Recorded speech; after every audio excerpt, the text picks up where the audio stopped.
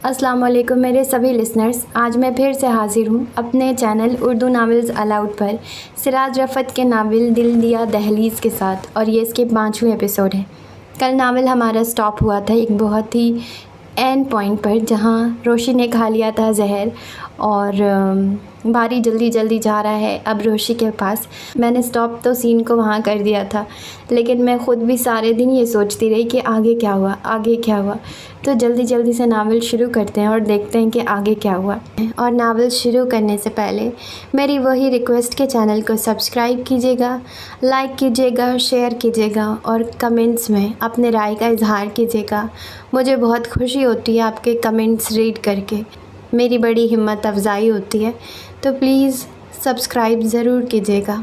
ये कोई सुकून का मौका नहीं था कि वो ड्रेसिंग का एहतमाम करता। उसने वार्डरोब खोली तो सामने सुरमई सफारी सूट थी।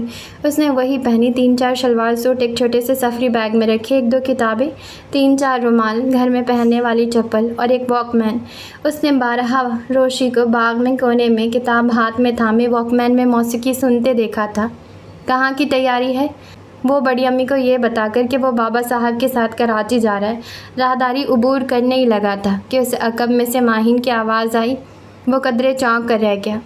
कहीं की नहीं, बस एक ज़रूरी काम से जा रहा हूँ। वो नज़रें चुराकर सामने देखने लगा। मगर ये तो पार्टी मेकअप है। वो उसे मुश्तबा नज़रों से देखने लगी। अरे नहीं, इतना तो बाहर जाते हुए चल जाता है। वो खफीफ सा होकर मुस्कराया। नहायत मसनूई और सतही मुस्कुराहट थी। मुझे तुमसे नहायत ज़रूरी बातें करनी है, चाहे कुछ भी हो, वरना मैं अपना सूटकेस उठाकर किसी को मुतल्ला किए बगैर चली जाऊंगी। सुना? वो बहुत संजीदा सी धमकी आमेज़ गुफ्तगू कर रही थी। जी समझ गया। क्या समझे? वो संजीदा भी थी और कदरे बरहम भी। यही कि आपको मुझसे बहुत ज़रूरी बातें करनी हैं। अच्छा, खुदा हाफिज़। उसने कदम बढ़ाए। मैं इंतज़ार करूँगी। जी बेहतर। उसे उस वक्त किसी भी कीमत पर जान छुड़ाना थी। ड्राइवर तो बाबा साहब के साथ सराय गया हुआ था। वो मर्दाना हॉल की तरफ चलाया। फ़ारान, यार ज़रा शहर तक ड्रॉप तो कर दो। कहाँ जा रही है तशरीफ़? उसे शहर जाने के ख्याल से बुखार चढ़ने लगा। इमरजेंसी है, देर न करो, बाबा साहब ने बुलाया है, उसने संजीदगी से कहा। बाबा साहब ने? सराय तक छोड़ाऊँ? उसने बदहवास होकर खूंटी से लटकी शर्ट उतारी और जल्दी जल्दी पहनने लगा। नहीं, बस शहर से हायर कर लूँगा कुछ ना कुछ। वो मसला इसलिए है कि ड्राइवर तो है नहीं, गाड़ी ले जाऊँ तो वापस कौन लाएगा? तो क्या कई दिन क़यामत आम होगा सराय में? चाबी? उसने सवालिया अंदाज से बारी को देखा। है मेरे पास, हरी अब प्लीज़, एक एक लम्हा कीमती है। वो बहुत उलझा हुआ था। बड़ी कट में हो, कहाँ की तैयारी है? जवाद हॉल में दाखिल हुआ। काम से जा रहा हूँ, उसने जवाद से नज़रें चुराई। काम से तो नहीं लग गए? उसने पाँव जूतों से आज़ाद करके सुकून का सांस लिया। वो इतना उलझा हुआ था कि उसकी शरारत से हज़ ना उठा सका। इससे पेशतर के मज़ीद गुफ्तगू होती या बात आगे बढ़ती, वो बाहर निकल आया। बाबा साहब को उसने फ़ोन कर दिया था और उसे यकीन था कि वो उससे पहले एयरपोर्ट पहुंच जाएंगे। और जब रात 8:15 बजे उसने एयरपोर्ट के अहाते में कदम रखा तो बाबा साहब के ड्राइवर ने आगे बढ़कर अपनी मौजूदगी की इत्तला दी। उसने बाबा साहब को सलाम किया और काउंटर की तरफ बढ़ गया। टिकट हासिल किए, फिर बाबा साहब को लेकर अंदर चला गया। बोर्डिंग कार्ड्स के लिए भीड़ में खड़े खड़े उसने बाबा साहब की तरफ देखा। वो अपनी छड़ी को असतरारी अंदाज में ज़मीन पर मार रहे थे। पेशानी पर लकीरों का जाल गहरा था। इतनी भीड़ और शोर के बावजूद वो एक बेखबरी की कैफियत में थे। बारी को कई बार महसूस हुआ जैसे वो खुद से बातें कर रहे हों। फ़्लाइट में अभी देर थी। वो लाउंज में एक सोफ़े पर बराबर बैठ गए। एयरपोर्ट का सबसे बारौनक हिस्सा था। मुख्तलिफ़ शहरों के बासी या मुसाफिर अपनी अपनी फ़्लाइट का इंतज़ार कर रहे थे। बच्चों ने अजब चहल पहल कर रखी थी, भाग दौड़ भी रहे थे और अपने अपने सरपरस्तों से शिकायत भी कर रहे थे। गोद के बच्चे का रोना धोना भी शोर का एक हिस्सा था। गाहे बगाहे उर्दू अंग्रेज़ी में होने वाली अनाउंसमेंट माहौल में नए सिरे से हलचल पैदा कर देती थी, और इसके बावजूद दोनों अपने अपने ध्यान में थे। उनकी फ़िक्र का तसलसल कोई बात, कोई चीज़ तोड़ नहीं पा रही थी। और कुछ भी कहा था मोना ने। आखिर बाबा साहब ने चुप तोड़ी। जी नहीं। दोबारा फ़ोन आया? जी नहीं। तुमने इतला दी? जी। कौन मिला था फ़ोन पर? रूबी। कुछ कहा नहीं उसने? जी नहीं। तुमने भी कुछ नहीं पूछा? वो बहुत रो रही थी। तुम्हें चाहिए था गुल्लो से बात करते। वो अस्पताल में है, रोशी बीबी के पास। और जर्री? वो भी। फिर तो मोना को बुलाते फ़ोन पर, वो भी शाम को अस्पताल चली गई, रूबी ने बताया था। यावर आ गए थे घर पर? जी नहीं। माहिन से मुलाकात हुई? जी। کیا بات ہوئی؟ میں نے ضروری کام کا کہہ کر جلدی کا مظاہرہ کیا، موقع نہیں دیا انہیں بات کرنے کا۔ روشی کا نہیں پوچھا؟ میں نے زیادہ بات کرنے کا موقع نہیں دیا۔ اچھا کیا، یہ لڑکی ایک مسئلے کی طرح ٹل ہو رہی ہے، ہمیں اس کا حل ڈھونڈنا ہے۔ بھاری خاموش رہا۔ اس نے اتنا بڑا قدم اٹھا کر ہماری نسلوں کی محنت پر پانی پھیرنے کی کوشش کی ہے، ہم اسے معاف نہیں کر سکتے۔ ان کا چہرہ مارے جذب کے سرخ ہونے لگا۔ فی الحال تو وہ زندگی اور موت کی کشمکش میں، ہمیں اس کی موت کا ذرا افسوس نہ ہوگا۔ ان کا لہجہ پرجلال تھا۔ باری کا دل کہیں کسی اتھا میں اترا۔ باری؟ جی خان۔ خاندانی وقار نہ جانے کتنی نسلوں کی محنت کا جوہر ہوتا ہے۔ دولت صرف عیب چھپاتی ہے، خون نہیں بدلتی۔ ہم اپنے پرکھوں کی محنت ایک گھڑی میں ٹھکانے لگانے کی اجازت نہیں دیں گے۔ ہر روشنی نور نہیں بنتی، چھن چھن کر مختلف مرحلوں سے گزرتی ہے تو نور بنتی ہے۔ اسی طرح خاندان کا تاج ہوتا ہے جس کی بنت و بناوٹ میں صدیوں اور پرکھوں کا کشٹ کا حصہ ہوتا ہے۔ دولت مندوں کا شمار نہیں ہو سکتا مگر خاندانوں کا شمار ہو سکتا ہے۔ اچھا نسب اس دنیا میں اعزاز ہے۔ حکمرانی نمبر 2 چیز ہے مگر نسب نمبر 1۔ ہم نگراں ہیں اپنے نسب کے، 2-4 لوگوں کی خاطر ہزاروں کا نقصان نہیں کر سکتے۔ تمہیں شاید پتہ نہ ہو، ظفری کی بیوی کم نسب ضرور لائے ہیں، وہ اس لیے کہ ظفری میں باپ بننے کی صلاحیت نہیں۔ بچپن سے آج تک اس کے سینکڑوں میڈیکل ٹیسٹ ہوئے ہیں، ہم اپنے ایک ایک بچے سے باخبر ہیں۔ باری، جو مستقل خاموشی اختیار کیے ہوئے تھا، ایک دم چونک اٹھا۔ جھومر کی مظلومیت اس کے سینے پر ہاتھ مارنے لگی۔ ہم خاندان سے باہر شادی کے خلاف نہیں، ہم نے اپنی بیٹیوں اور بیٹوں کی شادیاں باہر کی ہیں مگر خاندانی ہونے کے سن جن کے پاس ہوں وہاں۔ ہم نے بہوؤں کی جہیز کا لالچ نہیں کیا اور بیٹیاں باہر دیتے ہوئے یہ نہیں سوچا کہ جائیداد بڑھ جائے گی۔ ہم دولت کی ضرورت اور اہمیت سے بے خبر نہیں مگر ہم خاندان کی اہمیت کو ہر چیز سے بڑھ کر سمجھتے ہیں۔ ہم اپنے خاندانی وقار کے خاطر اپنی اولاد کو قربان کرنے کی ہمت بھی رکھتے ہیں۔ ان کا لہجہ بہت مستحکم اور مضبوط تھا۔ ہم نے فیصلہ کر لیا ہے، اگر روشی کو اللہ نے زندہ رکھا تو ہم اس ہفتے اس کی شادی کر دیں گے۔ جی؟ باری نے چونک کر ان کی شکل دیکھی۔ ہم چاہتے ہیں اس کی شادی گھر کے کسی قابل بچے سے کریں مگر اب ہم اسے حویلی میں نہیں رکھیں گے۔ ان کے انداز سے غیظ و غضب ظاہر تھا۔ پھر کہاں؟ باری کے منہ سے بے ساختہ نکل گیا۔ کسی غریب خاندان کے ساتھ بیاہنے پر ہم راضی ہو گئے ہیں۔ خاندانی ہوگا تو ہم یہ بھی نہیں دیکھیں گے کہ وہ میٹرک ہے بھی یا نہیں۔ جی؟ باری کو ایک دھچکا لگا۔ گونگا بہرا بھی ہوا تو بیاہ دیں گے۔ جی؟ باری کی پیشانی پر موتی چمکنے لگے۔ یاور چچا، اس نے بابا صاحب کو کچھ یاد دلانے کی کوشش کی۔ وہ کچھ نہیں بول سکتے، وہ ہمیشہ ہمارے فیصلوں سے اتفاق کرتے ہیں۔ وہ عزت و وقار کے مسئلے پر ہم سے بھی زیادہ حساس ہیں، اسی وجہ سے ہمیں بہت عزیز بھی ہیں۔ انہوں نے زندگی میں بہت دکھ اٹھائے ہیں۔ ہمیں روشی پر اس لیے بہت زیادہ غصہ ہے کہ اس نے یاور کو ایک اور زخم لگانے کی کوشش کی۔ ہم اسے ہرگز معاف نہیں کر سکتے۔ باری کی سمجھ میں نہ آیا وہ ان ادواؤں کو کیا نام دے، سفاکی یا دل۔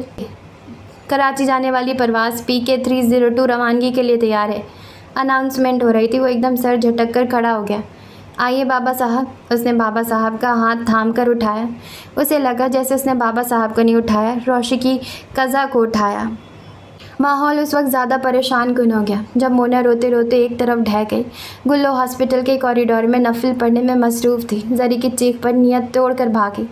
میں نے کہا بھی تھا کہ مت آؤ مگر یہ سنتی کب ہے؟ انہوں نے اس کے رخسار تھپ تھپاتے ہوئے شیشے کی اس پار موت و زندگی کی کشمکش میں مبتلا روشی کی طرف لائی۔ ایسا ویک لک پیشنٹ کے ساتھ نہیں آنا چاہیے بابا۔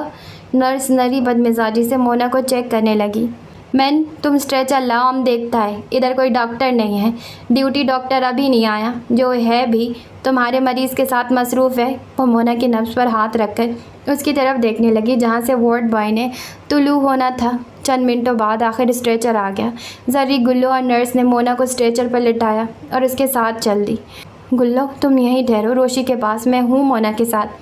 زری نے گلو کے بڑھتے قدم روک دیے تھے۔ زری نے ڈاکٹر کو روک کر بس اتنا پوچھ لیا تھا کہ کوئی خطرناک بات تو نہیں ہے، اور ہر چند ڈاکٹر نے نفی میں سر ہلا دیا تھا۔ اس کی آنکھوں میں جو تفکر اور الجھن تھی، مونا تو اسے دیکھ کر ہی حواس کھو بیٹھی تھی۔ اب گلو ادھر روشی کی طرف ٹکٹکی لگا کر بیٹھ گئی اور ادھر زری مونا کی طرف۔ رات کے 11:15 بج چکے تھے۔ بابا صاحب بس پہنچنے ہی والے تھے۔ ایک تو ناگہانی اس پر متضاد بابا صاحب کی آمد گلو کے کلیجے میں ایک دھکڑ پکڑ شروع ہو گئی تھی۔ ہائے روشی، کیا ہوگا تیرا؟ انہوں نے ترہم بھری نظروں سے ہوش و حواس سے بیگانہ روشی کی طرف دیکھا۔ مگر فی الحال روشی کی جان بچ جائے۔ افسوس، جان بچ کر بھی نہ بچے گی۔ کیسی نادانی کی ہے تو نے؟ ان کی آنکھوں سے آنسو بہنے لگے۔ وہ گھٹنوں میں سر دے کر بیٹھ گئی۔ اب تک بہت ضبط سے کام لیا تھا، مگر جیسے اب دل پر اختیار نہ رہا تھا۔ پھر بھی محتاط ضرور تھی کہ آس پاس چلتے پھرتے لوگوں کو شبہ بھی نہ ہو کہ وہ رو رہی ہیں۔ ناک بہتی تو رومال سے پوچھ لیتی۔ 15-20 منٹ گزر گئے، تب زری نے آ کر بتایا کہ مونا کو ہوش آ گئے، مگر سسٹر کہہ رہی ہے اسے ابھی وہیں لیٹا رہنے دو یا فوراً گھر لے جاؤ۔ اختر تو بابا صاحب کو لینے ایئرپورٹ گیا ہوگا، وہ آ جائے تبھی لے جا سکتے ہیں۔ وہ زری سے نظریں چرائے جواب دے رہی تھی اور ناک بھی پہنچ رہی تھی۔ رو رہی ہو گلو؟ زری کا کلیجہ دھک سے رہ گیا۔ اس نے چونک کر شیشے کے پار دیکھا تھا۔ روشی ہنوز پہلی سی حالت میں تھی۔ بس ایسے ہی، سگی بہنوں سے بڑھ کر نخرے ہیں اس کے۔ اگر اسے کچھ ہو گیا تو میرا دل پھٹ جائے گا۔ وہ پھوٹ پھوٹ کر رونے لگی۔ اللہ نہ کرے۔ زری نے سر اپنے سینے پر لگا لیا۔ اس نے کیوں کیا یہ سب؟ کس شے کی کمی ہے اس کے پاس؟ بابا صاحب تک اس کی کوتاہیوں سے چشم پوشی کر جاتے ہیں۔ وہ اس طرح رو رہی تھی جیسے ضبط کے سارے بندھن ٹوٹ گئے ہوں۔ زری جو گلو کے حوصلے سے تقویت پکڑے ہوئے تھی، خود بھی آنسو بہانے لگی۔ باری بابا صاحب اور اختر سے 4 قدم پیچھے ہی چل رہا تھا۔ بہت سارے وساوس اس کی جان کو لگے تھے، قدم من بھر کے ہو رہے تھے۔ اب جو سامنے گلو اور زری کو گلے مل کر روتے دیکھا تو جیسے اپنی جگہ پتھر کا ہو گیا۔ اس حویلی میں ڈھیروں لڑکیاں ہیں، مگر جو شہزادیوں کا سا تم تراک، حاکموں جیسی تمکنت، آقاؤں جیسا قطعی پن و حتمی انداز اس کے اندر سے ابل کر بہتا دکھائی دیتا تھا، وہی جیسے اس کے لیے چیلنج سا بن گیا تھا۔ وہ اتنی بے خوف تھی کہ اس کی مردانگی زنجیروں میں پھڑپھڑانے لگی۔ وہ ستون تھام کر اپنی جگہ کھڑا رہ گیا۔ بی بی خان تشریف لے آئے ہیں۔ اختر نے رونے دھونے میں مصروف گلو اور زری کو متوجہ کیا۔ گلو تو بدحواس ہو کر ایک دم اٹھ کھڑی ہوئی۔ زری کے البتہ سارے ایمرجنسی سوئچ بیکار ہو گئے۔ وہ بیٹھی کی بیٹھی رہ گئی۔ بمشکل منہ سے السلام علیکم نکل سکا تھا۔ وعلیکم السلام، ڈاکٹر کدھر ہے؟ بات کرواؤ۔ بابا صاحب، جو ان کے رونے کی وجہ سے قدرے ٹھٹک گئے تھے، شیشے کے پار نظر پڑتے ہی اپنی وضع میں واپس آ گئے۔ جی اچھا۔ زری ڈاکٹر کو بلانے دوڑ گئی۔ کوئی ایسی بات جو تمہارے علم میں ہو جس کی وجہ سے یہ سب ہوا؟ وہ چھڑی پر زور ڈال کر پاس رکھی بینچ پر بیٹھ گئے۔ جی نہیں، میرے علم میں ایسی کوئی بات نہیں۔ شاید وہ کراچی آنا نہیں چاہتی تھی۔ گلو قدرے جھجک کر گویا ہوئی تھی۔ بابا صاحب نے گہری سوچ کا غمگاز ایک لمبا ہنکارا بھرا۔ مگر بیٹی، کراچی آنا یا نہ آنا ایسی خاص بات نہیں کہ انسان زندگی داؤ پر لگا بیٹھے۔ مسئلہ کچھ اور ہے، بلکہ کچھ نہ کچھ ہے ضرور۔ ان کی پیشانی کی لکیریں گہری ہو گئیں۔ بابا صاحب، ڈاکٹر اپنے کمرے میں ہیں، آپ وہیں آ جائیں، آرام سے بات ہو جائے گی وہاں۔ زری نے آ کر انہیں گہری سوچ کی دلدل سے باہر نکالا۔ یہاں بچی موت سے لڑ رہی ہے، وہاں وہ جھک مار رہے ہیں۔ اصولاً تو انہیں اس کے ہوش آنے تک کمرے سے باہر نہیں نکلنا چاہیے۔ اب میں ان نوابوں سے دفتر میں ملوں۔ دلاور علی خان چل کر جانے کے احساس سے ایک دم مشتعل ہو گئے۔ ایک قہر آلود نظر انہوں نے آکسیجن ماسک کے مرہون منت روشی پر ڈالی تھی۔ یہ ہاسپٹل پرائیویٹ ہے؟ وہ زری سے مخاطب ہوئے۔ جی بابا صاحب۔ ان کو برہم دیکھ کر ویسے ہی حلق میں کانٹے پڑ جاتے تھے۔ پیسہ بھی ہم جھاڑیں گے اور نخرے بھی ہم اٹھائیں گے۔ توف ہے ایسی اولاد پر جو ایسے ویسے لوگوں کے سامنے 2 کوڑی کا کر کے رکھ دے۔ وہ دونوں بے بسی سے دلاور علی خان کی صورت دیکھنے لگی۔ اس وقت مشکل گھڑی تھی۔ ڈاکٹروں سے بدمزگی کا خطرہ مول نہیں لیا جا سکتا تھا، جبکہ کیس بھی خودکشی کا تھا۔ باری کے اوسان بحال ہو چکے تھے۔ اصل صورتحال تک پہنچنے تک اب اس کی رسائی تھی۔ وہ نئے سرے سے تازہ دم ہو کر ان کی جانب بڑھا تاکہ بات تکرار تک نہ پہنچے۔ خان، اس نے انہیں پشت کی طرف سے پکارا۔ خان، ڈاکٹر تو دوپہر سے ظاہر ہے یہیں ہوگا، رات بڑھ گئی ہے اس لیے تھوڑی دیر کو چلا گیا ہوگا۔ خودکشی کیس ہے، ابھی ذرا نرمی ہوگی خان، پھر صورتحال کنٹرول میں ہوگی، ورنہ مسئلہ ہو جائے گا۔ اس کو سب بابا صاحب کا ریموٹ کنٹرول کہہ کر چھیڑتے تھے، اس لیے کہ حیرت انگیز بات تھی کہ بابا صاحب اس کی ہر بات کو سنتے تھے اور باقاعدہ نوٹس لیتے تھے۔ یہی ہوا۔ اس کی دھیمی الفاظ اور نپے تلے الفاظ جیسے ہی ان کے کان میں اترے، ان کے چہرے پر موجود تناؤ کی کیفیت معدوم ہونے لگی۔ تم بھی چلو ہمارے ساتھ، تم ہی بات کرو گے ان افلاطونوں سے، ہم کلام نہیں کریں گے جو مریض سے پیٹ پھیرے خوشگپیاں کر رہے ہیں۔ وہ چھڑی پر زور ڈال کر اٹھ کھڑے ہوئے۔ جی؟ باری شیشے کے اس پار جانے کیا ڈھونڈ رہا تھا، ایک دم چونک کر ان کے پیچھے ہو لیا۔ گلو اور زری کو وہیں ٹھہرے رہنے کا اشارہ کیا۔ شکر ہے باری ساتھ آیا۔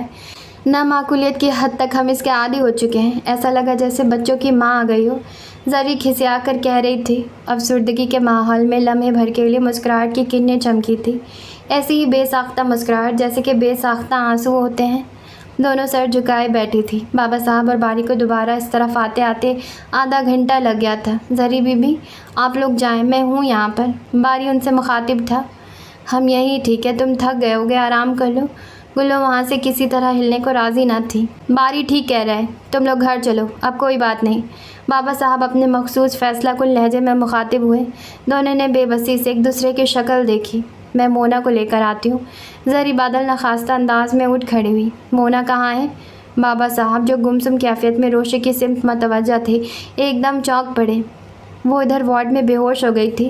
زری جلدی سے بولی۔ کیوں بے ہوش ہو گئی تھی؟ طبیعت تو ٹھیک ہے اس کی؟ وہ پریشان سے نظر آئے۔ وہ رو بہت رہی تھی روشی کی وجہ سے، گلو نے ہچکچاتے ہوئے بتایا۔ احمق، انہوں نے بہت کوفت محسوس کی۔ اب کیسی ہے؟ ٹھیک ہے، آپ لوگ چلیں، میں لاتی ہوں اسے۔ گاڑی گیٹ کے ساتھ ہی ہے نا اختر؟ زری نے فاصلے پر کھڑی ڈرائیور کو مخاطب کیا۔ جی بی بی۔ اچھا، ہم گاڑی میں بیٹھتے ہیں، تم مونا کو لے آؤ۔ گلو اٹھو بیٹی۔ گلو روشی کی طرف دیکھتے ہوئے اٹھ کھڑی ہوئی۔ باری میرا ذرا بھی دل نہیں چاہ رہا، یوں بھی نیند تو آئے گی نہیں۔ وہ افسردگی کا مجسمہ بنی ہوئی تھی۔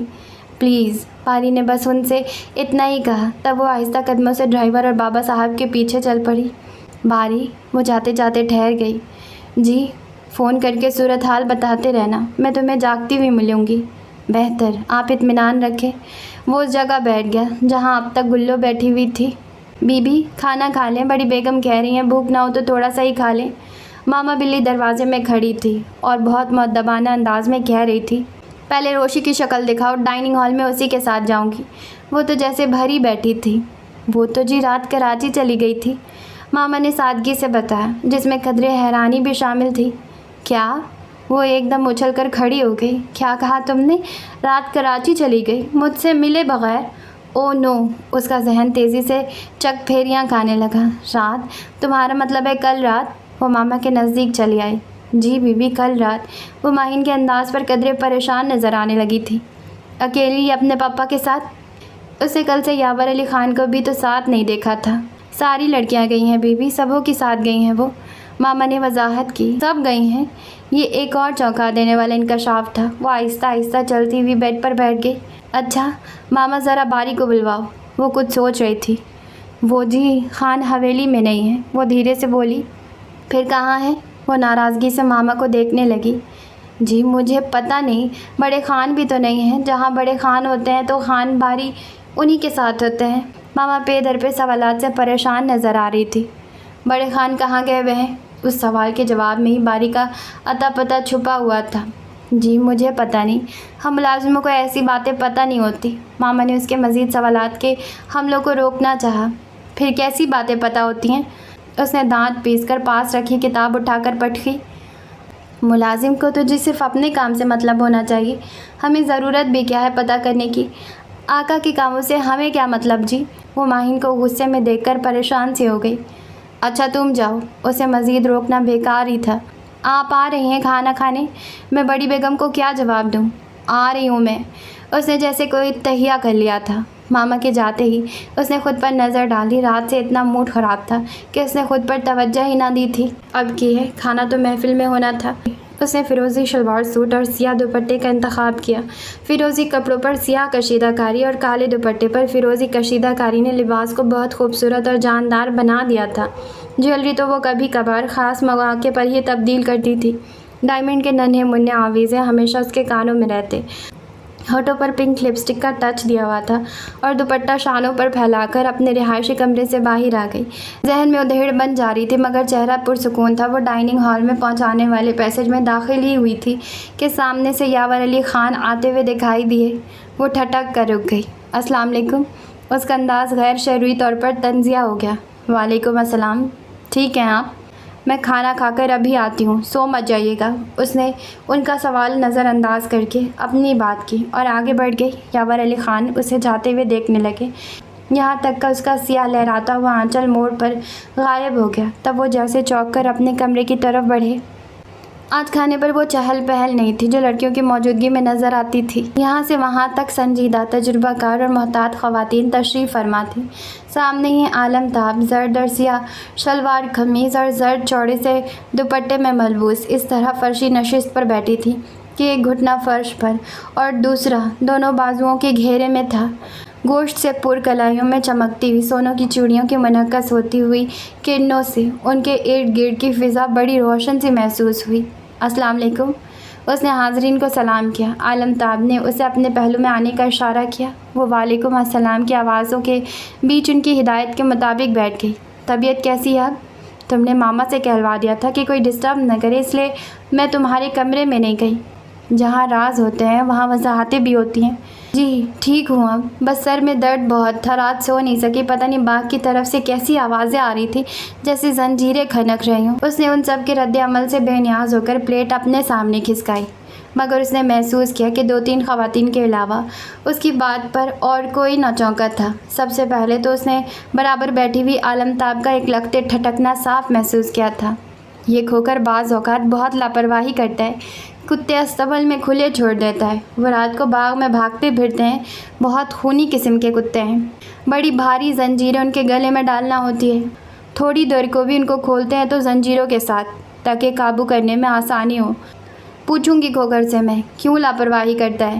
بتاؤ کتنی بے آرامی ہوئی تمہیں؟ انہوں نے ڈش اس کی سمت بڑھا کر اظہار افسوس کیا۔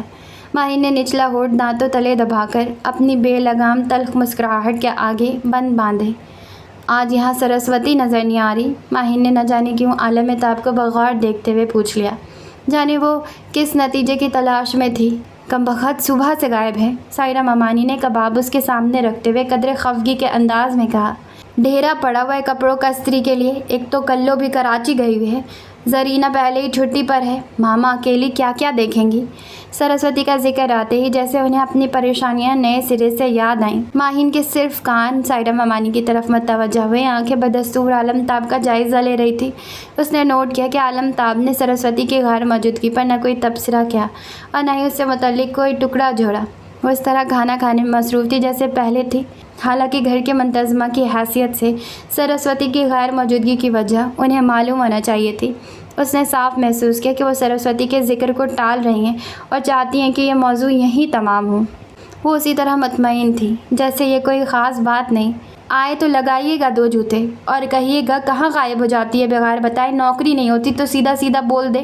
جہاں آرا پھپھو نے بہاوچ کی تائید کی، عالمتاب تو جیسے قسم کھا کر چپ تھی۔ آپ ڈانٹتی نہیں اسے؟ ماہر نے عالمتاب کو بغور دیکھتے ہوئے سوال کیا۔ ہاں ڈانٹتی ہوں، آئے گی تو ڈانٹوں گی، انہوں نے رسمی سے انداز میں جواب دیا، جیسے کہ بچوں کے دل رکھنے کے لیے ان کی حزب خواہش کوئی بات کر دی جاتی ہے۔ اور ماہر اپنے مقصد میں کامیاب ہو چکی تھی۔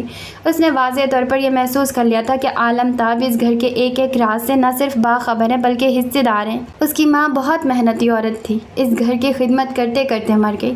اس جیسے نمک حلال بڑی مشکل سے ملتے ہیں۔ نازنین تو اس کے بغیر کہیں جاتی تک نہیں تھی۔ ایک تو ماشاءاللہ اس کے بال اتنے لمبے اور گھنے تھے کہ اس نے سنبھالنے نہیں تھے۔ سرسوتی کی ماں کی ڈیوٹی تھی اس کے سر کی مالش کرنا، سلجھانا۔ کہتی تھی آپا کہ اگر یہ کہیں ادھر ادھر ہو جائے تو تھوڑی دیر گزارا تو نہیں ہوگا۔ اس کو مالش کی اتنی عادت ہو گئی تھی جیسے کوئی نشے کا عادی ہو جاتا ہے۔ مجھے یاد ہے ایک مرتبہ جب وہ اپنے میکے گئی تو کراچی سے دوسرے ہی دن فون آ گیا تھا کہ روپا کو فوراً جہاز سے بھیجیں، مجھے نیند نہیں آتی۔ اس کی مالش کے بغیر صحیح معنوں میں ملکہ جیسی زندگی گزاری ہے۔ اتنا عیش و آرام تو بابا صاحب کی بیٹیوں کو بھی نہیں ملا جو اسے اس گھر کی بہو کی حیثیت سے ملا۔ مگر بیچاری تھوڑی عمر لائی تھی۔ رئیسہ یعنی نازنین کی بڑی نند سرسوتی سے اس کی ماں روپا اور روپا سے نازنین پر آ کر رک گئی۔ سرسوتی کا ذکر اور معمہ تو ایک طرف جا پڑا اور نازنین کی یادیں شروع ہو گئی۔ بابا صاحب نے جتنے لاڈ پیار نازنین سے کیے ہیں کسی اور کے حصے میں نہیں آئے۔ رئیسہ سے چھوٹی جہاں آرا نے ٹکڑا لگایا۔ بعض لوگوں کی اس معاملے میں قسمت بہت تیز ہے، ہر ایک سے محبت پاتے ہیں، اپنی شرط پر زندگی گزارتے ہیں، اس کے باوجود ان سے پیار کیا جاتا ہے، ان سے لاڈ کیے جاتے ہیں۔ عالمتاب نے اتنی دیر میں پہلی مرتبہ گفتگو میں باقاعدہ حصہ لیا۔ ماں ہی جو بہن کے ذکر میں کھو سی گئی تھی ایک دم چونک کر ان کی شکل دیکھنے لگی۔ اس طرح مت دیکھو، یقین کرو میں بھی اس کے چاہنے والوں میں سے ہی رہی ہوں۔ دیورانی نہیں سمجھا، اپنی چھوٹی بہن سمجھتی تھی۔ اس کے ہاتھوں پیروں میں مہندی بہت سجتی تھی۔ میں ہر ہفتے مہندی کا پیالہ لیے اس کے پیچھے پیچھے پھرنے لگتی تھی، نہیں لگواتی تھی۔ کہتی تھی یاور علی تو بہت پسند کرتے ہیں اور بہت تعریف کرتے ہیں میری مہندی کی، کہتے ہیں میری طرف سے بھابھی کا بہت بہت شکریہ ادا کرو۔ مگر مجھے اچھی نہیں لگتی۔ لیپے پوتے سرخ سرخ ہاتھوں پاؤں کے ساتھ ماڈرن ڈریسنگ کا مزہ نہیں آتا، عجیب مزے کا خیز قسم کی صورتحال ہو جاتی ہے۔ مگر میں زبردستی لگا دیا کرتی تھی کہ تیرے میاں کو اچھی لگتی ہے، تجھے دنیا سے کیا غرض۔ عالمتاب مسکراتی ہوئی ماضی کے خوبصورت دن یاد کر رہی تھی۔ میرے دل کو آج تک صبر نہیں آیا، بہت یاد آتی ہے وہ۔ ان کی آواز دھیمی اور شکستہ سی ہو گئی۔ وہ دوپٹے کے پلو سے آنکھیں پوچھ رہی تھی۔ ماہین کی تو ساری جاسوسی دھری کی دھری رہ گئی، وہ الجھ کر رہ گئی۔ اس کو تو یہ بھول گیا کہ یہ کیا جاننا چاہ رہی تھی۔ صورتحال یکلخت بدل کر رہ گئی۔ میں تمہیں اس کی بہت شاندار تصویریں دکھاؤں گی۔ جواد کی چھٹی پر ہم نے اسے دلہن کی طرح پور سجایا تھا، اتنے پھول پہنائے تھے کہ بس، بہت ہی حسین تصویر ہے۔ ابھی چلنا میرے کمرے میں۔ کھانے کے بعد یاور نے سونے کی فریم جڑائی تھی۔ گود میں 6 دن کا صحت مند جواد ہے، اتنی شاندار تصویر ہے، اگر کسی آرٹ گیلری میں لگا دی جائے تو بس سب اسی کو دیکھے۔ وہ ماہین کا اشتیاق بڑھا رہی تھی، اور ماہین کا واقعی دل چاہ رہا تھا کھانا وانا چھوڑ کر پہلے وہ تصویر دیکھے۔ عالمتاب اس کا ذہن ادھر سے ادھر کرنے میں کامیاب ہو گئی۔ اس وقت اس کے ذہن میں سوائے اپنی بہن کے کچھ نہ تھا۔ شک و بدگمانی کے سانپ بچھو جو رات سے اس کے ذہن میں کلبلا رہے تھے جیسے اونگنے لگے۔ یہاں تو ہر شخص بچوں کا عاشق ذات دکھائی دیتا تھا۔ وہ کچھ سوچنے لگی۔ اتنا تو خیر اسے یقین تھا کہ وہ زنجیروں میں بندھی عورت گھر کی مالکنوں میں سے تو نہیں تھی۔ انداز میں جس طرح کی عاجزی اور مسکینی تھی، اس سے تو وہ ازلی نمک خواروں میں سے لگتی تھی۔ مگر یہ سوال تو اپنی جگہ موجود ہے، وہ کون ہے، کس جرم میں قید ہے؟ تم ٹھیک سے نہیں کھا رہی؟ عالمتاب نے اسے سوچ میں ڈوبا دیکھ کر ٹوکا۔ ایسی کوئی بات نہیں، کھا رہی ہوں۔ وہ چونک کر خفیف سے انداز میں مسکرائی تھی۔ کیا تمام لڑکیاں کھانا کھا چکی؟ یہ وہ سوال تھا جو اسے سب سے پہلے کرنا تھا، مگر گفتگو کا آغاز کچھ اس طرح ہوا کہ عجیب و شور و غل سا شروع ہو گیا تھا۔ سب سے بڑھ کر رات کا موقع اتنا پر اسرار اور خوفزدہ کر دینے والا تھا کہ باقی تمام سوالات کی حیثیت ثانوی سے ہو کر رہ گئی۔ ہائے، روشی مل کر نہیں گئی تم سے؟ صاف ظاہر تھا کہ عالمتاب بہت انجان بن کر پوچھ رہی ہیں۔ جی نہیں، مجھے تو کسی قسم کی اطلاع نہیں۔ ادھر بھی اداکاری تھی اور ادھر بھی۔ ہاں، شاید تم سو چکی تھی، مگر پروگرام تو ان کا پہلے سے ہوگا۔ گھر میں سب کو ہی اس کی اطلاع ہوگی۔ یہ بات تو کھانے کے وقت پہ بھی بتائی جا سکتی ہے، مگر وہاں تو کسی قسم کا کوئی تذکرہ ہی نہیں ہوا۔ کالج بھی کھلے ہوئے، غالباً یہیں کسی رشتہ دار سے ملنے گئی ہوں گی۔ اس نے باری باری تمام چہروں کو پڑھنے کی کوشش کی اور یہ ظاہر کرنے کی کوشش کی گویا سے کوئی خبر نہیں۔ کراچی گئی ہیں؟ بہت پہلے سے پروگرام سیٹ تھا، عالمتاب نے گویا اطلاع دی۔ کراچی؟ روشی اتنی دور گئی اور بتا کر بھی نہیں گئی، اور سب سے اہم تو یہ کہ میں تو اس کی اور جواد کی خاطر یہاں آئی ہوں۔ میری تو سمجھ میں نہیں آ رہا کہ کیا سلسلہ ہے۔ مہمان موجود، میزبان غائب۔ اس کے لہجے سے ناراضگی چھلک ہی گئی۔ سب خواتین عالمتاب کی صورت دیکھنے لگی جیسے وہ ان کی نجات دہندہ ہو۔ 20 دن پہلے سے اس کی سیٹس کنفرم تھی، تمہارے آنے سے پہلے ہی۔ میرے خیال میں کسی کو دھیان نہیں رہا۔ تم دل برا نہ کرو، ایسی کوئی بات نہیں۔ بہرحال روشی کی یہ بات واقعی غلط ہے کہ اس نے نہ تم سے تذکرہ کیا نہ مل کر گئی۔ عالمتاب نے ساری ذمہ داری روشی کے سر مڑ دی۔ اب بولنے کی گنجائش ہی کیا رہ گئی تھی؟ قصور روشی کا نکل کر گویا اس کا اپنا کھوٹا کمزور ثابت کر دیا تھا۔ اب تو یہ اس کے خجل ہونے کا مقام تھا کہ اس نے اپنی محبت کرنے والی خالہ کو اتنی اہمیت بھی نہیں دی تھی کہ جاتے ہوئے مل کر جاتی، جبکہ رشتے کی قربت کا تقاضا یہ تھا کہ اس کی خاطر وہ اپنے سارے پروگرام کینسل کر دیتی۔ وہ سر جھکا کر کھانا زہر مار کرنے لگی۔ خون بے شک کھول رہا تھا، مگر ہونٹ سی لیے تھے۔ اب تو شاید سارا نزلہ یاور علی خان پر گرنا تھا۔ تم خیال نہ کرنا، کراچی میں بابا صاحب کے بہت قریبی دوست کے پوتے اور پوتی کی شادی کی وجہ سے بچیوں کو جانا پڑا، ورنہ ظاہر ہے تمہاری موجودگی میں تو کسی سیر و تفریح کا غرض سے جانے کا سوال ہی پیدا نہیں ہوتا۔ ان لوگوں کا اصرار تھا لڑکیوں کو ہفتہ 10 دن پہلے بھیجے۔ ہم عورتوں میں سے جو بھی جائے گی 1 دن پہلے ہی جائے گی۔ مردوں کو تو اتنی فرصت نہیں آج کل، لڑکوں کے اپنے دھندے۔ وضاحت در وضاحت کا سلسلہ تھا۔ ماہین کا سر درد کرنے لگا، کیونکہ اسے یہ احساس تو بہت اچھی طرح تھا کہ جو کچھ کہا جا رہا تھا حقیقت اس کے برعکس ہے۔ مقام مجبوری تھا، خاموشی بہتر تھی کہ اظہار حقیقت کے لیے درست زاویہ نہ بن رہا تھا۔ اس کے پاس کوئی دلیل، کوئی سچ، کوئی ثبوت نہیں تھا جو ان کو غلط یا جھوٹ ثابت کر دیتا۔ اب بس یہ تھا کہ اس کا ذہنی سکون رخصت ہو چکا تھا۔ وہ یاور علی خان کو ملنے کو بہت بے چین تھی۔ 1.5-2 گھنٹے قبل کے واقعات ذہن میں دہراتے، کوئی سرا ڈھونڈتے ڈھونڈتے اس کا ذہن شل ہو چکا تھا۔ وہ چاہتی تھی ساری حویلی نیند میں ڈوب جائے، تب وہ یاور علی خان کے پاس جائے۔ اسے خدشہ تھا کہ اگر کسی نے اسے یاور علی خان کے بیڈ روم میں جاتے دیکھ لیا تو بہانے سے عام موجود ہوگا، خصوصاً عالم تاب کو بھنک بھی پڑ گئی کہ وہ یاور کے کمرے میں ہیں تو وہ ضرور عام موجود ہوں گی۔ اسے تو ان کی نظریں مشاق جاسوس کی نظریں دکھائی دیتی تھی۔ وہ نماز پڑھنے کے ارادے سے بالآخر بیٹھ گئی اور اپنے ذہن کو یکسو کرنے کی شعوری کوشش کی، پھر وضو کر کے نماز ادا کرنے لگی۔ تقریباً آدھا گھنٹہ نماز میں گزر گیا۔ اس نے وال کلاک کی سمت دیکھا، 12 بجنے میں 2-3 منٹ باقی تھے۔ وہ آہستگی سے دروازہ کھول کر باہر جھانکنے لگی۔ راہداریاں سونی تھی، آج تو سرسوتی بھی نہیں تھی، یقیناً وہ کوٹری میں سزا کاٹ رہی تھی۔ وہ چند منٹ تک باہر کا جائزہ لیتی رہی۔ آج باری کی مداخلت کبھی کھٹکا نہیں تھا۔ اس نے آہستگی سے دروازہ بند کیا اور سر پر دوپٹہ جما کر یاور علی خان کے بیڈ روم کی طرف چلی گئی۔ بہت آہستگی سے دروازے پر دستک دی۔ یس، راہداری کی طرف کھلے دریچے کی وجہ سے بہت واضح آواز سنائی دی۔ اس نے دریچے کی سمت دیکھا، وہاں بہت بھاری پردوں کی آڑ موجود تھی۔ وہ کمرے میں داخل ہو گئی۔ آج کمرے میں پہلے سے لائٹیں آن تھیں اور وہ صوفے میں دھسے ہوئے بلو کلر کی فائل کا مطالعہ کر رہے تھے۔ آج جلا سگریٹ انگلیوں میں دبا ہوا تھا، اگلے سرے پر راکھ جمع ہو چکی تھی جو اس بات کی غمخواز تھی کہ خاصی دیر سے کش نہیں لگایا گیا، یعنی یا تو وہ بہت مصروفیت کے عالم میں تھے یا غائب دماغی کی حالت میں تھے۔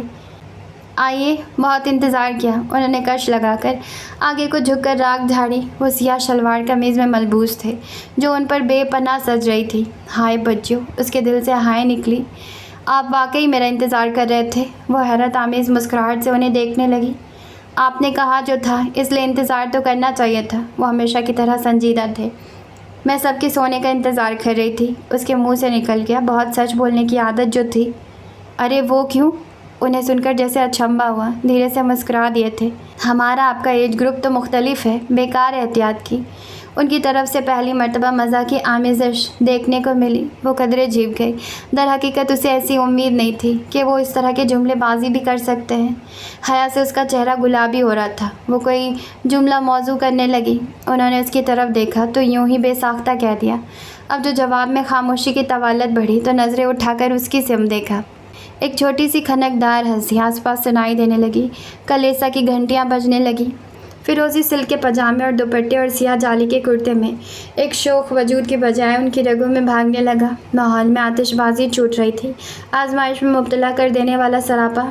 دل کھول کر ہنستی ہوئی، موتیوں جیسے دانتوں کی چکا چوند ہاتھ میں ہاتھ پھنسا کر ہنسی سے دھوری ہوتی ہوئی، متناسب جسم کے خون میں آگے لگا دینے والے زاویے، جیسے خوشی اور ہنسی کے خمیر سے گندھا ہوا وجود، جیسے روشنیوں کے تانے بانے سے بنا سراپا، جیسے خوشبوؤں کی خیالی تجسم۔ بیٹھ جائیے پلیز۔ ہلکی سی شگفتگی جو لمحے بھر کو جھلکی تھی ایک دم معدوم ہو چکی تھی۔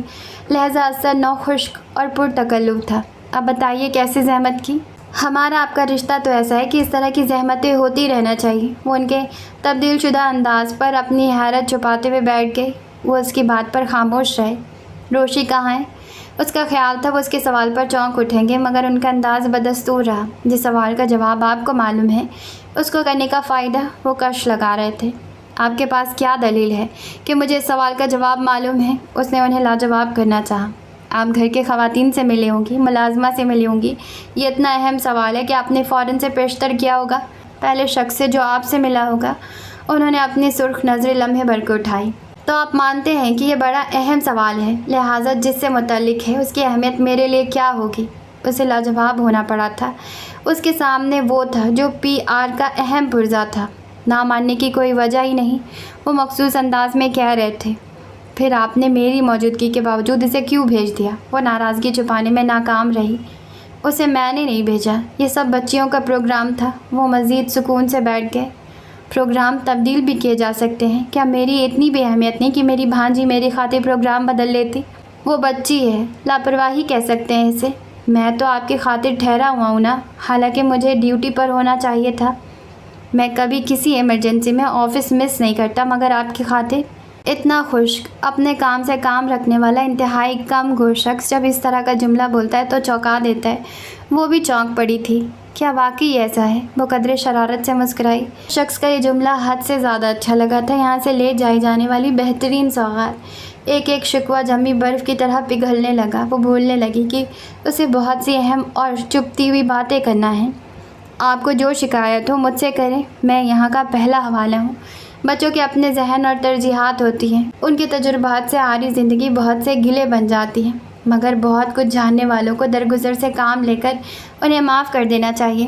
انہوں نے سگریٹ ایش ٹرے میں مسلتے ہوئے بہت ہی ٹھنڈے اور دھیمے لہجے میں کہا، مگر بچوں کے جو بڑے ہوتے ہیں ان کا بھی تو کوئی فرض ہوتا ہے۔ یہ تو بڑوں کا کام ہے کہ وہ نشاندہی کرے، کیا اہم ہے کیا غیر اہم۔ آپ کچھ بھی کہیں، آپ کی کوئی دلیل ایسا جواز نہیں بن سکتی کہ میں مطمئن ہو جاؤں۔ آپ کی عمر میں دلیل کی اہمیت بھی نہیں ہوتی۔ میں آپ سے معذرت خواہ ہوں روشی کی طرف سے۔ وہ نیا سگریٹ نکال کر سلگا رہے تھے۔ روشی کی معذرت کی تو ضرورت ہی نہیں، اس لیے کہ وہ بے قصور ہے، اسے جیسا حکم ملا اس نے کیا۔ میں آپ کی غلط فہمی کا ازالہ کرنے سے قاصر ہوں۔ پہلی مرتبہ ایسا ہوا کہ یاور علی خان نے اس کی بات کاٹ دی تھی۔ جی نہیں، میں اپنی آنکھوں سے دیکھتی ہوں اور اپنے کانوں سے سنتی ہوں۔ کاش کوئی پوچھے میں نے کیا دیکھا، کیا سنا۔ وہ پہلو بدل کر اپنی ہتھیلی کو بغور دیکھنے لگی۔ لائٹر یاور علی خان کے ہاتھوں سے پھسلا۔ انہوں نے جیسے اپنی حالت پر قابو پانے کی خاطر جلدی جلدی 2-3 کش لگائے۔ نئی جگہ نیا ماحول ہوتا ہے تو بہت سی باتیں چونکا سکتی ہے۔ وہ بہت آہستگی سے دھواں منہ سے خارج کر رہے تھے اور دھوئیں سے بننے والے سلسلہ وار مرغولوں کو بغور دیکھ رہے تھے، اور ایسی چونکا دینے والی باتوں سے ذہن میں سوال پیدا ہو تو کیا کریں۔ ماہین کو اپنی مضبوط پوزیشن پر بلا کا اعتماد تھا۔ وہ جانتی تھی وہ ایک مقام پر ضرور ہار جائیں گے۔ مثلاً اس گھر میں حکم دینے والوں کی کیا کمی ہے کہ رات کے اندھیرے میں کوئی حکمران کی حیثیت سے داخل ہوتا ہے، ٹھہرتا بھی نہیں، حکم صادر کرتا ہے اور چلا جاتا ہے۔ اسے یقین تھا وہ اس بات کا جواب نہیں دے سکیں گے۔ اس کا جی چاہا بچوں کی طرح تالیاں بجا کر خوشی سے نعرہ لگائے، وہ مارا۔ ہماری جاگیر 2 حصوں پر مشتمل ہے، کچھ حکم دینے والے وہاں بھی ہوتے ہیں۔ ڈزنٹ میٹر، آپ یہ بتائیں اور کیا دیکھا، کیا سنا؟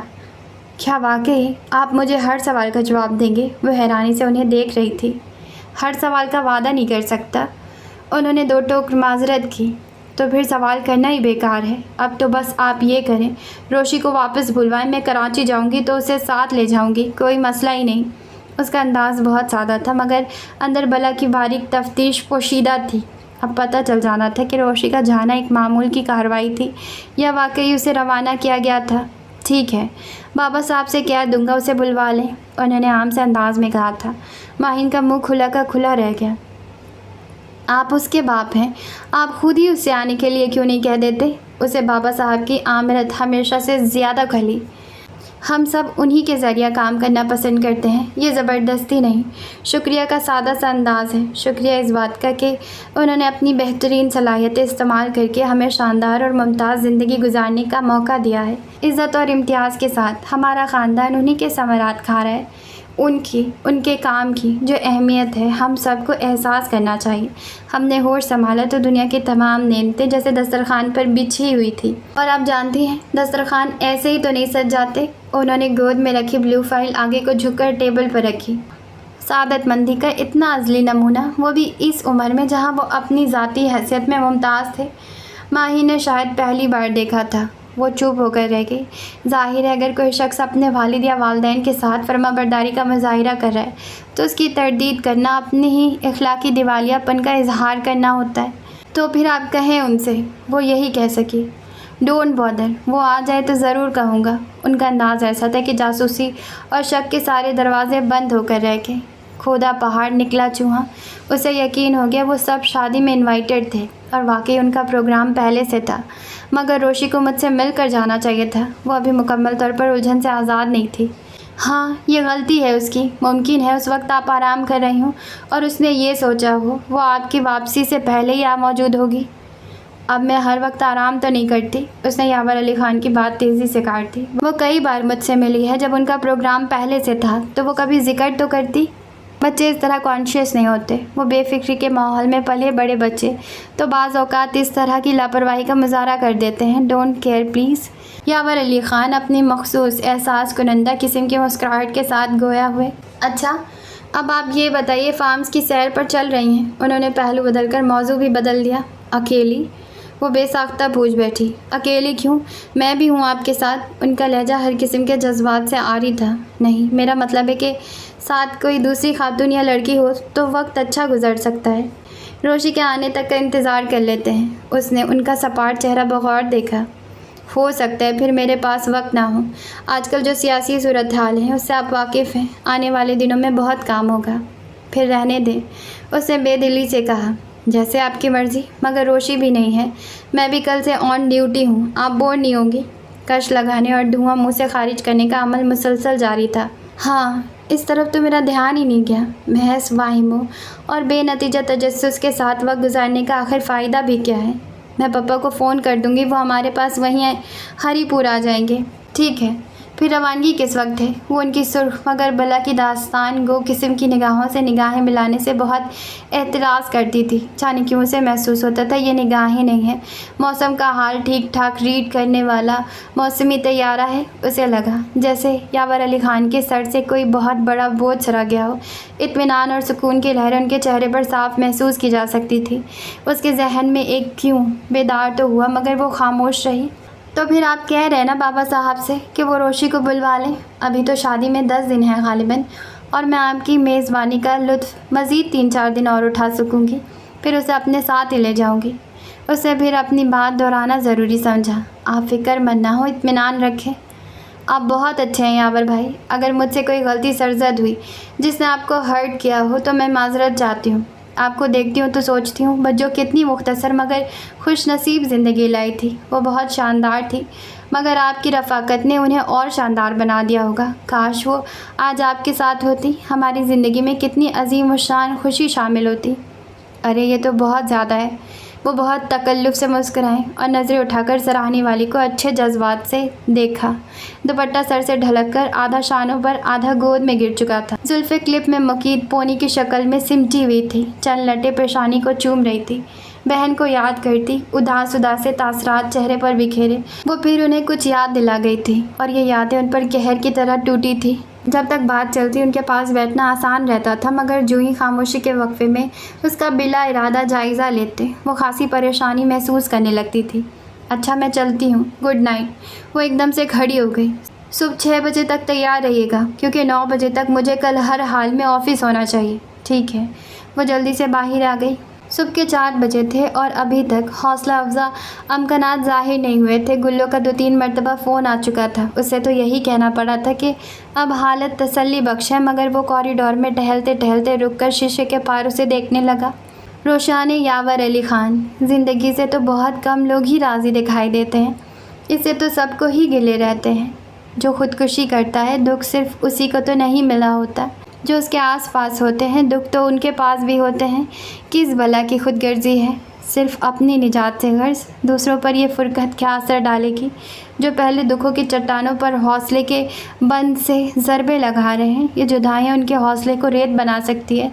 किस कदर खुदगर्जी है। पिछले साल बारिशों का ज़ोर था। 6 अगस्त को तुम्हारी सालगिरह थी। तुम मज़ीद थी कि सालगिरह पर तुम्हें आइसक्रीम केक खाना है। यावर चचा कह रहे थे बारिश बहुत तेज़ है, सड़क नरी कीचड़ बन चुकी है। क्यों ड्राइवर को मुसीबत में डाल रही हो? मैंने भी तुमसे कहा अंधेरा हो रहा है, रास्ता ख़तरनाक हो चुका है, खुदा ना खास्ता कोई हादसा हो सकता है। तब तुमने कहा था हमें इससे कोई मतलब नहीं, हम साल भर में मिलने वाली इकलौती खुशी को अपनी पसंद से मनाएंगे। मुझे बेरहमाना और ख़ुद गर्जाना अंदाज़ पर न जाने क्यों बहुत रंज हुआ था, मगर आज ये इंकशाफ ज़रूर हुआ है। तुम्हारी खुदगर्जी हवेली की दीवारों से भी ज़्यादा शफ़ाक है। तुम सिर्फ़ अपनी मर्ज़ी के अलावा किसी और ज़ात की परवाह नहीं करती। न इस मामले में तुम ज़िंदगी को अहमियत देती हो, चाहे वो तुम्हारी अपनी हो या किसी की। ज़िंदगी भी जैसे तुम्हारी जायदाद है, जागीर है, जिसे हर आन तुम्हारी ख्वाहिशात के तहत रहना चाहिए। और जब ये तुम्हारी पसंद से मुतसातिम हो तो तुम उससे भी ठुकरा दो, चाहे तुम्हारे इस अमल से दूसरे जिंदा लाश बन जाएं। मसलन यावर चचा, मैं जानता हूँ तुम उनके लहू में ज़िंदगी बनकर दौड़ती हो। और तो दिया तुमने उन्हें, ज़िंदगी से मुंह मोड़ लिया तो भी, ज़िंदगी बच गई तो भी। ज़ाहिर पोजीशन में तीसरे दर्जे का दामाद जो हमेशा A1 कैटेगरी में रहे और अपने आसपास एक क्लास अशिया और अफराद को देखते रहे, तुमने उन्हें जीते जी मार दिया। यूँ भी और यूँ भी। वो क्या कोई भी खान के आगे अपनी बात रख सका है? मगर मैं क्यों इतना इन्वॉल्व हो रहा हूँ? मुझे क्यों इतना रंज हो रहा है? तुम एक नादान, खुदगर्ज और मगरूर लड़की हो। मुझे तुमसे क्या मतलब, तुम जिंदा हो या? मगर कोई तो हो ये सोचने वाला कि तुम ऐसी हो या ऐसी हो गई हो। Hello sir. वो इतनी गहरी सोच में मुस्तग़र था कि नर्स को उसे मतवज्जा करने के लिए बाकायदा कोशिश करना पड़ी। यस सिस्टर, वो एकदम बोला। آپ ساتھ والے کمرے میں آرام کر سکتے ہیں۔ جب یہ ICU کیئر سے باہر آئیں گی تو اسی کمرے میں ہوں گی۔ وہاں اٹینڈنٹ کے لیے بھی ایک بیڈ موجود ہے۔ کوئی خواتین ہوتی تو زیادہ بہتر ہوتا۔ بہرحال شوہر بھی رک سکتا ہے۔ وہ اپنی بات مکمل کر کے تیزی سے آگے بڑھ گئی۔ ایک لمحے کو تو اسے سمجھ ہی نہ آیا کہ وہ کیا کہہ گئی۔ اسے غور سے جاتے دیکھتا رہا۔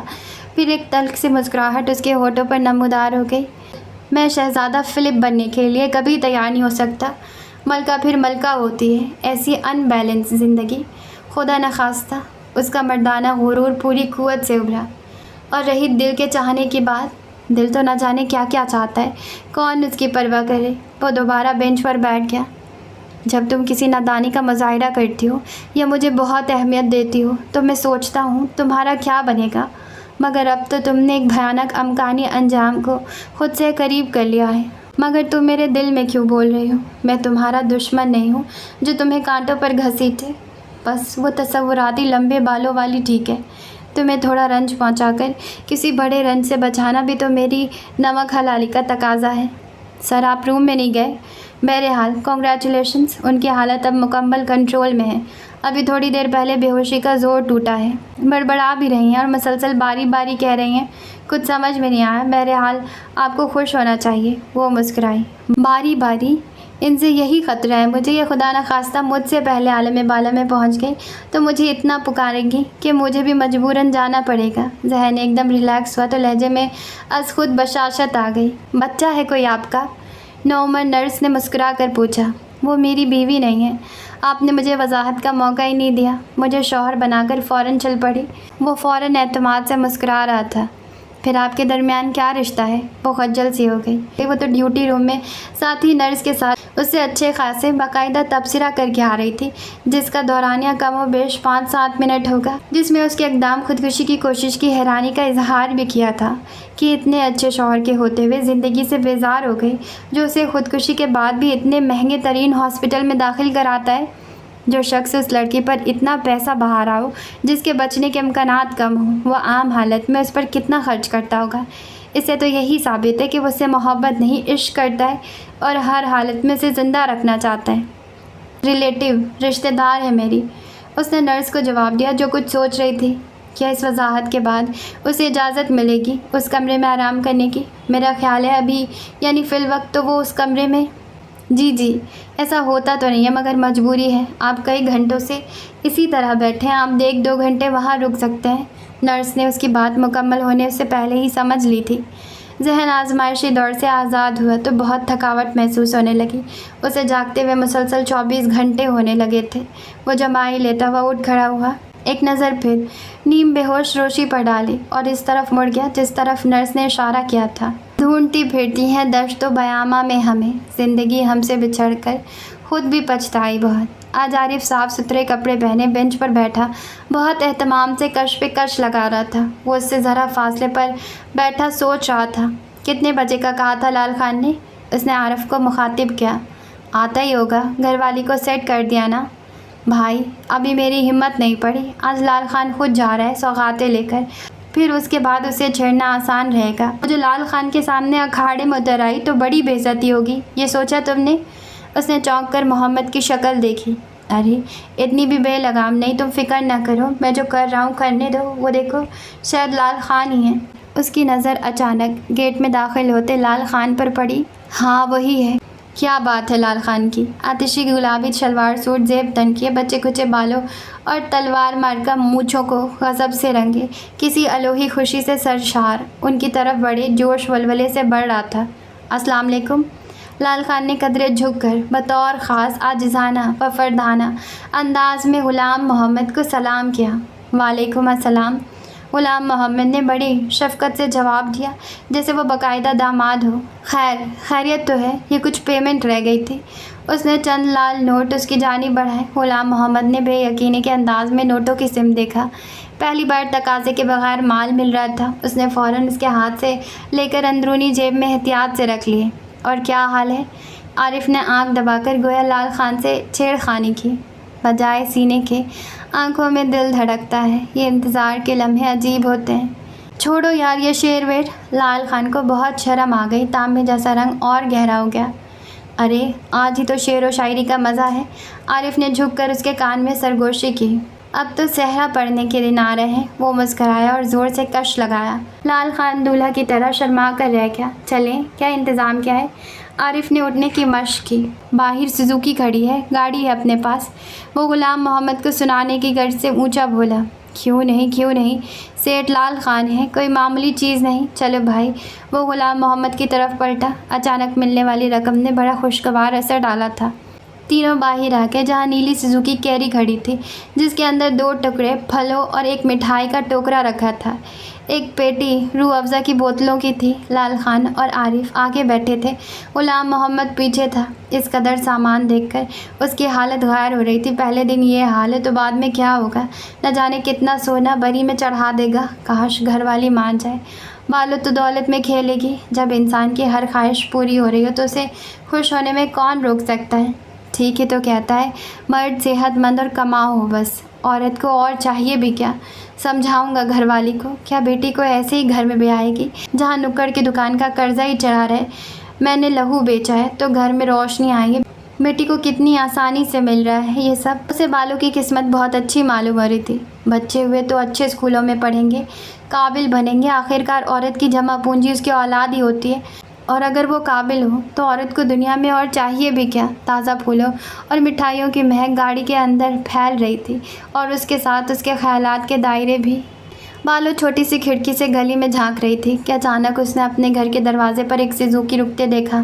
بھائی کو تلاش کرتی ہوئی نظریں سوزوکی پر جم گئی۔ وہ آگے بیٹھے ہوئے آدمیوں کو دیکھ رہی تھی کہ پچھلے حصے سے باپ اتر کر سامنے آیا۔ ابا کو گاڑی چھوڑنے آئی ہے، اللہ خیر کرے۔ وہ جلدی سے کھڑکی سے ہٹ گئی۔ اماں، ابا کو گاڑی چھوڑنے آئی ہے۔ وہ بھاگ کر ماں کے پاس آئی جو نلکے کے پاس بیٹھی منہ دھو رہی تھی۔ وہ منہ پر چھینٹے ڈالنا بھول گئی۔ کیا کہہ رہی ہے؟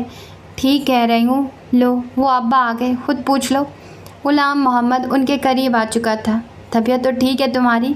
وہ تشویش بھری نظروں سے خاوند کو دیکھ رہی تھی۔ میری طبیعت ٹھیک ہے، مہمان آئے ہیں، چائے بنا لے، اور دیکھ لانڈے سے کچھ منگا لے۔ اس نے جیب سے نوٹ نکال کر بیوی کو تھمایا۔ کیا منگاؤں؟ وہ نوٹ لیے اس کی شکل دیکھنے لگی۔ کبھی اس گھر میں مونگ کی دال بھی ادھار آتی تھی، آج لوازمات کے لیے 100 کا نوٹ مل رہا تھا۔ سموسے، کلاکند، کیلے اور جو تیرا جی چاہے۔ وہ دوبارہ باہر کا رخ کرتے ہوئے بولا۔ 3 چیزیں بتا کر آگے جی چاہنے کی رعایت بھی مل رہی تھی۔ وہ تعجب سے اس کی پشت پر دیکھنے لگی۔ لگتا ہے کوئی خاص مہمان ہے، شاید تیرے باپ کا سیٹ ہے۔ اس نے بالو سے کہا، تو چائے بنا، میں خود لے کر آتی ہوں چیزیں۔ بچے کو یوں ہی الٹی سیدھی پرانی دھرانی چیزیں پکڑا دیتے ہیں۔ ذرا میرا برقع لائیو۔ وہ دوپٹے سے منہ پوچھتی بالو برقع لینے اندر دوڑ گئی۔ جتنی دیر میں وہ برقع نکال کر لائی، اتنی دیر میں پھلوں اور مٹھائیوں کے ٹوکرے اور شربت کی بوتلوں کی پیٹی اندر آ چکی تھی۔ وہ برقع ہاتھ میں پکڑے بجائے ماں کی طرف جانے کے ٹوکروں کی طرف بڑھی۔ اتنی ساری مٹھائی اماں؟ اس نے ٹوکروں کے منہ پر پڑے اخبار کو تھوڑا سا سرکایا تھا، پھر دوسرے ٹوکرے کو دیکھی۔ حیرت آمیز خوشی اس کی آنکھوں سے چھلکنے لگی۔ ہاں تو برقع تو دے۔ بیٹی کی طرف خوش ہونے کے بجائے الجھ رہی تھی۔ جتنی دیر میں اس نے برقعے کے بٹن بند کیے، مہمان کمرے میں بیٹھ چکے تھے۔ وہ چائے بنانے کی نیت سے چھوٹے سے باورچی خانے میں گھس گئی۔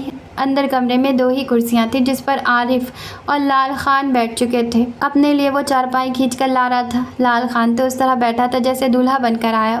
تھوڑی سی گھبراہٹ اس کے چہرے سے صاف پڑھی جا سکتی تھی۔ کیا سوچ رہے ہو؟ گھبرانے کی ضرورت نہیں یار، وہ کیا کہتے ہیں کہ رات دن گردش میں ہے 7 آسمان، ہو رہے گا کچھ نہ کچھ، گھبرائیں کیا؟ میں گھبرا تو نہیں رہا۔ یہ غلام محمد تو بہت سیدھا آدمی ہے، پتہ نہیں اس کی گھر والی کیسی ہوگی۔ تو اس کی گھر والی کے چکر میں پڑا ہوا ہے، نادان، اپنی ہونے والی گھر والی کو سوچ۔ وہ نیا سگریٹ سلگاتے ہوئے شرارت سے مسکرایا۔ لال خان کو جیسے گدگدی سی ہونے لگی۔ وہ پہلے کے مقابلے میں زیادہ پر اعتماد دکھائی دینے لگا۔ تمہارا اپنا گھر ہے غلام محمد؟ عارف نے ڈھیر و دھواں منہ سے سوال کے ساتھ خارج کیا۔ ہاں بس سر چھپانے کا آسرا ہے، اس نے تشکرانہ انداز میں جواب دیا۔ لال خان گردن ادھر ادھر گھما کر جائزہ لینے لگا۔ سارے کمرے میں ایک کھڑکی تھی، وہ گلی کی طرف کھلتی تھی۔ یار اس کی گھر والی مجھے دیکھے گی کس طرح؟ کیا اسے یہاں بلائے گا؟ اس نے سرگوشی کی۔ حد ہے بے صبری کی۔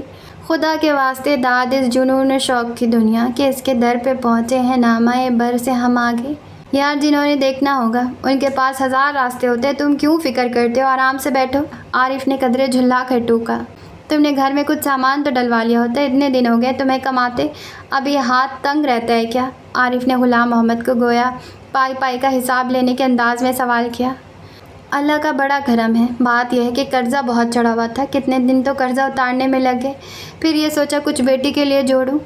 اس کے لیے جوڑنے ووڑنے کی ضرورت نہیں، لال خان کے پاس اللہ کا دیا بہت کچھ ہے، ہم تم سے ایک کپڑے کا جوڑا بھی نہیں لیں گے، غور سے سن لو، عارف نے ٹانگ پر ٹانگ رکھ کر بڑے شاہانہ انداز میں کہا اور ایک زور کا کش لگا کر سگریٹ کی راکھ بائیں طرف جھاڑی۔